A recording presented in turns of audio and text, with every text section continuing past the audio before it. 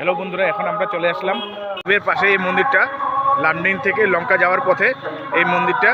আজকে ডাঙ্গরি বাবার পুজো, যার জন্য আমরা পুজোতে এসেছি। পুজোতে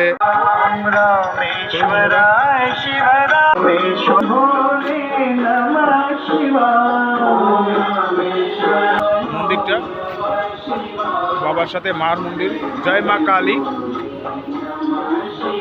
দেখুন বন্ধুরা, মন্দিরের চারিপাশে চারিদিকে জঙ্গল, জঙ্গলের মিডিলে মন্দিরটা, চারিপাশে জঙ্গল। এখন আমরা এখানে প্রসাদ দিচ্ছে, চলুন।